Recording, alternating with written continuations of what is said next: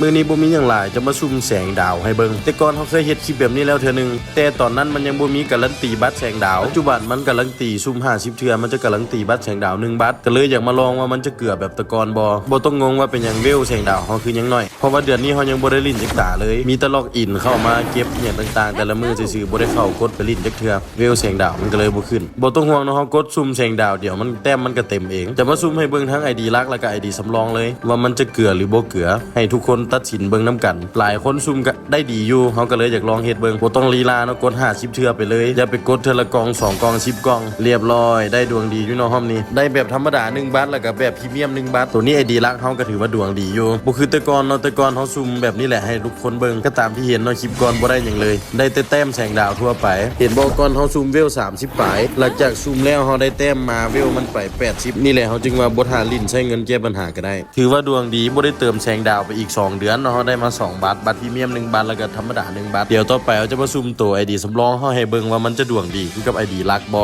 ซุ่มพวกนี้บ่ต้องไปคาดหวังหยังมันหลายเตรียมใจไว้โลด ID สำรองเฮาก็บ่ค่อยมีเวลาเข้ามาลิ้นคือกันเวลซูชิกันนั่นแหละเพราะว่าบ่ได้ลิ้นมาเดือน2เดือนแล้วบ่ค่อยมีเวลาคาเวียงแล้วก็เปิดห้านใหม่มีแต่เข้ามาล็อกอินซื่อๆซุ่ม50ครั้งไปเลยบ่ต้องลีลากดบัตรเดียวให้มันฮู้ผลไปเลยสำหรับ ID สำรองถือว่าบ่ดวงดีปานใดได้แต่1บาทตดการันตีบ่ง่ายๆก็เกลือเนาะเพราะว่าถ้าเฮาเอาเพชรไปซื้อก็มีแต่300เพชรตดมันการันตี1บาทแต่ก็บ่เป็นหยัง200เพชรหันถือว่าเสียไปกับค่าเพิ่มเวลเพราะว่าเวลเสกดาวจากเวล30ปลายมันก็สิเพิ่มเป็น7-80จึงบ่ได้เสียเวลาไปเข้าลิ้นเกมเพื่อมาเก็บเวลเฮาเฮ็ดแบบนี้มันก็ได้เวลเต็มเลยปกติถ้าเฮาบ่มีเวลาเฮาก็เฮ็ดแบบนี้แหละทุกรอบเพียงแต่บ่ได้ถ่ายคลิปลงเพราะว่ารอบนี้บ่มีคลิปหยังที่ลงก็เลยว่าเฮ็ดคลิปตัวนี้ลงแล้วก็คลิปก่อนที่ซุ่มแสงดาวเฮาเฮ็ดไว้โดนแล้วตั้งแต่มันยังบ่มีการันตีก็เลยอยากลองมาเฮ็ดตัวมันมีการันตีอยู่แล้วให้เบิ่งพอดีแต้มของแสงดาวตัวนี้มันก็ได้กองนี้กองนึงก็เลยแลกเอาเลย1สกินอยู่ตู้แสงดาวมันก็สกินธรรมดาทั่วไปล่ะมันบ่ได้โอเวอร์แต่ก็เก็บสะสมไว้ให้สกินในตัวเฮามันเพิ่มขึ้นเวลาขายเขาจึงฮู้ว่าเฮามีสกินหลาย